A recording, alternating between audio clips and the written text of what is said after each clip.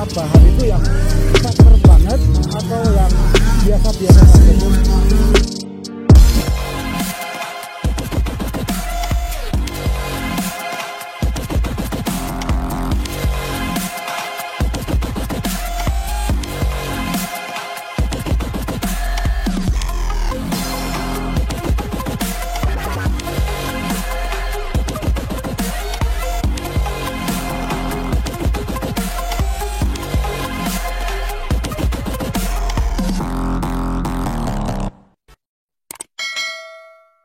Halo, selamat pagi sahabat Excellent. Berjumpa lagi dengan channel Excellent Bird.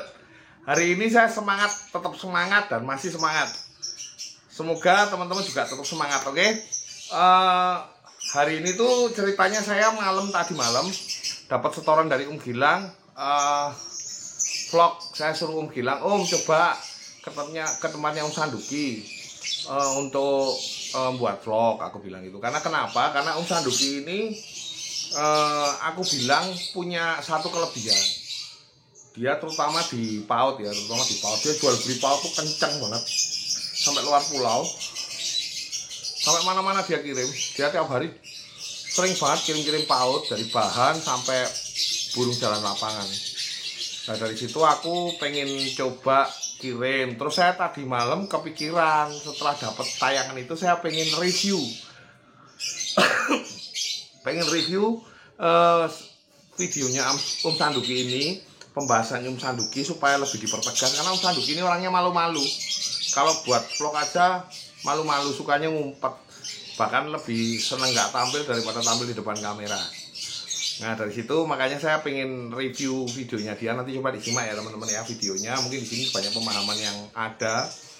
Nanti akan saya sisipkan nggak cuma PAUD tapi dewasa, fighter, betina fighter, kayak gitu saya akan sisipkan. Tapi dari setelah pembahasan dari review videonya Sanduki jalan, saya potong, saya masuk ke situ untuk review apa yang dibahas. Terus jalan lagi, saya potong lagi, saya review lagi, jalan lagi, saya potong lagi, saya review lagi. Seperti video, cuman ini pembahasan pengalamannya Sanduki. Oke, segitu. Nanti kita simak ya teman-teman ya. Salam minor, Assalamualaikum Kijang Mania. Ini saya ditugaskan oleh Pak Aris untuk main ke rumahnya pemain Balibu ini, namanya Nanang Sanduki. Ingat ya, YouTube-nya Sanduki. Nanti bisa di subscribe, di share. Instagramnya apa mas? Ada. Itu di sanduki.lovebird.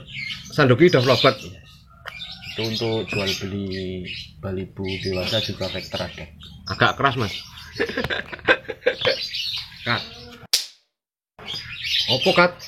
Gak sanggup kat ya? Bukat, Opo? Ini kita santai kok. Kamera rolling action. Terus rencana besok mau main kemana nih mas? Sementara untuk PSBB ini kita cuma setting di rumah karena mematuhi aturan pemerintah. Tapi untuk settingan di rumah untuk bahan yang durasi sudah diproses selama PSBB ini 2 minggu ini. Wah asik ini. Nah, iya, lumayan lah. Pemilihan bahan ini jenengan tuh piye mas? Nek misalnya kira-kira di ombyoan atau jenengan ambil di trah atau gimana? Kalau saya itu kebanyakan memang di trah, ambil dari teman-teman yang memang dulu yang sudah lama mereka gantang terus udah nggak jalan lagi dan ternyata di ternak itu kebanyakan saya ambil di situ. Ada juga ketika saya ngombyok, ini kriteria yang saya inginkan, itu pasti saya ambil. Nah, contoh kriterianya gimana itu mas? Kriteria untuk Balibu ya, untuk Balibu dari saya itu yang jelas kalau saya itu dari dulu beda dari yang lain. Memang kebanyakan orang mungkin dari paruh, dari rajinnya dia di ombyokan, tapi saya pertama itu dari dulunya itu dulu yang halus, bukan mengkilap ya, halus tapi apa ya, ngembang Ya, Apa gimana? bukan. Halus tapi agak kusam. Halus agak kusam itu pertama itu. Untuk yang kedua yang penting saya itu untuk balibu vektor. Oh, vektor ya, Iya. tetap vektor itu. Tetap vektor. Alasannya Mas kok jangan milih yang vektor? Karena spesial untuk pertamanya dari balibu vektor nanti diproses balibu, setelah nanti lepasnya balibu, lepas paut itu nanti bisa dibuat di dewasa. Oh, buat main vektor di dewasa gitu ya. Yes.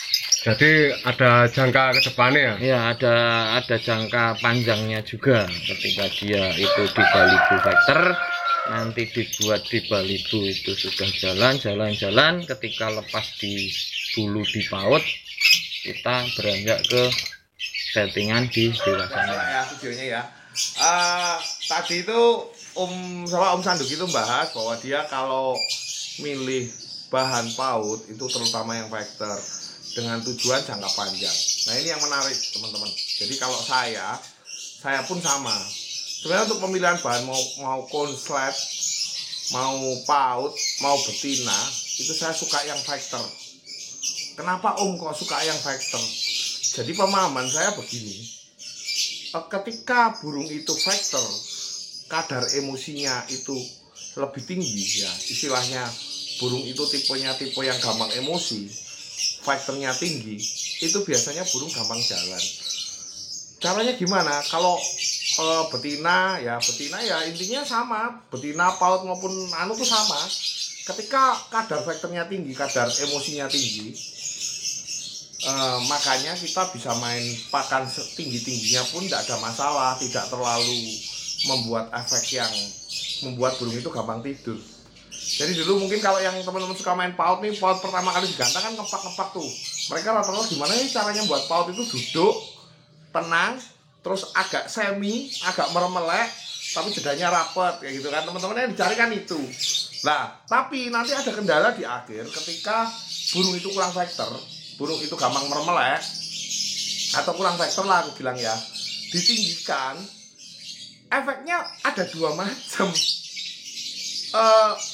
Paut itu memang belum kelihatan birahi secara birahi kawinnya enggak, tapi ketika ditinggikan mungkin teman-teman sudah pengalaman, paut itu langsung ngembang seperti burung birahi, dia nyardot. Nah, kalau jam terbangnya masih rendah, itu dia biasanya nggak ada masalah, masih ada vektornya, masih ada nganunya, kadang meremeleknya masih pakai bunyi. Lah masalahnya ketika dia sering digantang banget, tiba-tiba setengah jalan dia udah tidur, atau bahkan digantang baru berapa kali tembakan tidur. Nah, kenapa pemilihan bahannya Om Nanang Sanduki yang saya bilang termasuk keren? Karena dia memilih jangka panjang paut itu untuk main ke dewasa nantinya. Karena kalau menurut saya dulu kalau main paut sebisa mungkin belum waktunya digantang, istilahnya paut baru sebentar, gantang, belum waktunya masuk ke dewasa udah tak lompatin ke dewasa. Kenapa? Kebiasaannya kalau paut itu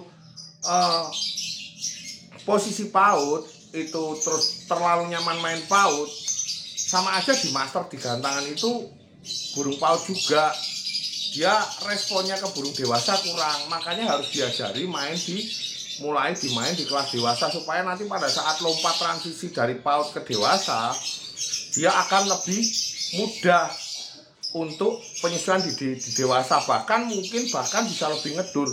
Banyak sekali burung-burung muda yang mungkin teman-teman udah pernah ngalami di paut kurang susah atau jalan, ketika di dewasa dia vektornya keluar maksimal dan dia kerja maksimal gitu ya teman-teman ya. Intinya pemilihan bahan vektor itu supaya tidak mudah burung itu sayu.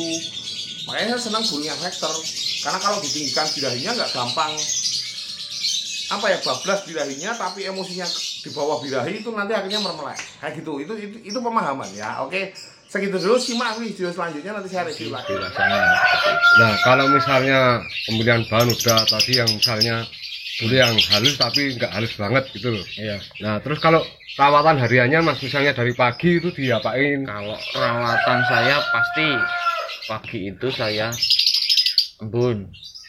Ya. Kalau ke tidurnya terlalu pagi mungkin saya bangunnya siang siangnya itu nanti ya jam 7 jam 8 pasti saya keluarkan dari rumah, terus saya anginkan sebentar, saya cabut semua makanan kecuali minuman, tapi saya tetap saya kasih minuman di sangkarnya, kemudian saya mandikan sampai basah kuyup.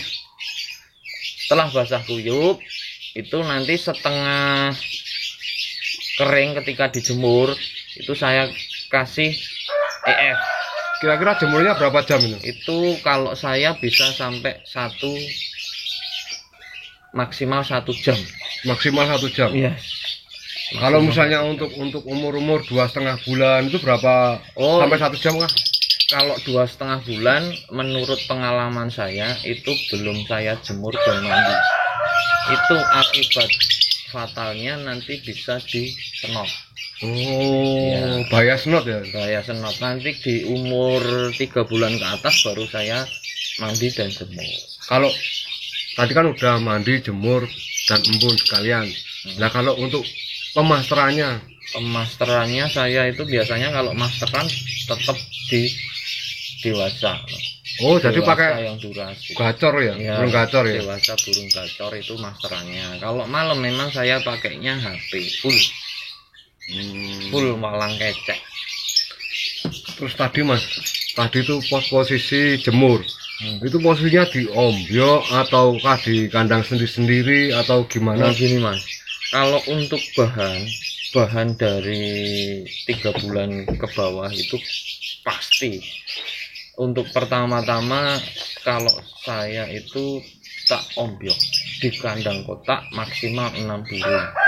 Jadi 6 burung itu saya ombyok, nanti ketika dia sudah narik-narik di kandang kotak dan dia sudah memilih untulannya, pasangannya, itu pasti saya cabut di kandang bulan selama nanti maksimal 1 minggu, paling cepat 3 hari itu saya bawa lapangan. Dan nanti ketika dia sudah di jalan lapangan, dia tetap di kandang bulat. Sama pasangannya itu? Ya, nggak pernah saya kembalikan ke kandang kotak. Nah terus perawatannya apakah sama yang seperti pas di ombyok itu atau gimana? Sama Mas, jadi lovebird Balibu itu ya semua lovebird itu karena keterbiasaan.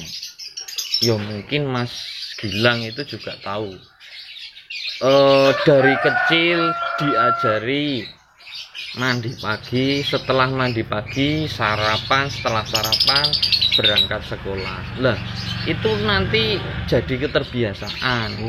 Lah mungkin lovebird juga seperti itu. Ketika dia mandi pagi, jemur, dikasih makan, nanti kalau sore kita pergi gantang, setiap hari seperti itu. Ketika dia digantangkan, dia kebiasaannya seperti apa, digantangkan pasti bunyi. Oh berarti pola rawatannya membentuk sesuatu kebiasaan ya? Ya, kebiasaan. Semua itu karena keterbiasaan. Jadi inti dari semua itu adalah konsisten. Konsistennya itu harus diterapkan. Ajak ya? Iya. Terus menerus seperti itu. Jadi dia itu nggak bingung. Mungkin lovebird juga nggak bingung. Kalau ganti-ganti maunya apa sih juragan saya ini, kan bingung. Ketika digantang, kalau kebiasaan berarti ketika cabut pakan minum, ketika digantangan ya, itu cabut pakan minum dan untulan dia, oh ini saya harus nyanyi di panggung mungkin. Iya kan? Iya. Nah itu kan berarti kalau seperti itu terus dia itu akan paham juga. Jadi nggak berubah-ubah seperti itu Mas.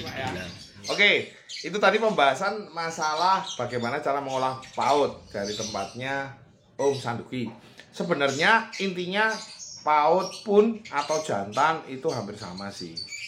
Untuk penggacoran, untuk apa namanya, gimana caranya dia terbiasa untuk kapan waktunya bunyi, kapan dia tidak bunyi. Sebenarnya inti garap burung itu hampir sama. Dulu bahkan ada yang mungkin teman-teman juga ngalami sih, teman-teman juga ngalami bahwa kadang kalau mau main harus dikasih jagung, Kadang kalau mau main harus dikasih karpet, kalau nggak dikasih karpet bingung. Ganti kandang aja dia kadang ada yang bingung, ganti tangkringan juga ada yang bingung. Itu semua kan faktor keterbiasaan. Ada yang kalau mau naik sistemnya katanya perintah, ada yang orang nyeting sistem seperti itu. Karena memang benar sebenarnya hewan itu pakainya naluri, dia hanya keterbiasaan menurut saya. Jadi ketika kita membiasakan burung itu, kapan waktunya dia manggung, istilahnya kata Sanduki manggung, kapan waktunya dia bunyi, kapan waktunya dia enggak bunyi. Jadi ketika kita terbiasa gantang, kalau mau digantang diperlakukan dengan hal yang sama, mungkin diloloin atau dikasih karpet atau sebelum naik di kerodong, dia terbiasa seperti itu, dia akan tahu ketika mau digantang dia udah ngerti. Burung itu pakainya respon. Bahkan dulu ada orang ngomong bahwa burung labut itu burung sirkus. Kenapa kok pola pikirnya seperti itu? Karena sirkus itu tahu ketika habis ya suruh lompat gitu, habis lompat kasih makan, suruh apa gitu, habis itu kasih makan. Akhirnya dia terbiasa ketika disuruh lompat, diperlakukan hal yang sama, dikata-katakan hal yang sama atau memperlakukan hal yang sama, dia akan langsung kerja. Kayak gitu maksudnya sebenarnya Om Sanduki. Ini keren, ini pemahaman ini keren gitu loh. Om Sanduki tahu bahwa gimana caranya membiasakan burung itu supaya dia mudah dijalankan di gantangan, dan itu dilakukan konsisten terus. Dia ngomong intinya konsisten gitu ya. Oke teman-teman, itu dulu pembahasan yang untuk sepotong ini. Nanti saya akan bahas di akhir. Saya tidak akan banyak membahas karena terlalu panjang video ini. Setelah itu nanti kita akan bahas traktor. Di sini nih saya di endorse sama Om Sanduki. Kan dapat uang banyak dari Om Sanduki. Om Sanduki ya, enggak ding teman-teman, enggak. Saya enggak ngendorse karena Om Sanduki ini sahabat saya. Dan saya tertarik sama dia karena dia tuh jago banget main PAUD, dan ingin saya bagikan, saya review ini tujuannya supaya. Kalau EF-nya apa Mas kalau jenengan itu biasanya? EF itu untuk bahan dulu ya. EF untuk bahan itu saya selalu pakai kangkung. Selalu pakai kangkung. Selalu pakai kangkung. Kalau untuk bahan, jadi untuk kangkung itu mungkin untuk nagenkang dan untuk apa ya namanya ya? Menaikkan birahi. Ya, menaikkan birahi dan buat dia anteng. Enggak getap-getap lah seperti itu. Terus kalau tadi kan katanya kangkung hanya untuk bahan. Nah, kalau misalnya udah fase jalan lapangan atau mulai jalan lapangan, apakah diganti apa? Jadi kalau untuk jalan lapangan itu saya stop. Memang saya stop untuk konsumsi kangkung. Saya ganti biasanya jagung atau bayam. Oh, bayam pasti. Itu pengaruhnya apa kalau bayam itu? Kalau bayam itu enggak ada pengaruh untuk si lovebird. Mungkin kalau kangkung itu kalau kebanyakan dia mungkin tidur. Iya toh? Ya. Kalau bayam itu enggak ada pengaruhnya di lovebird.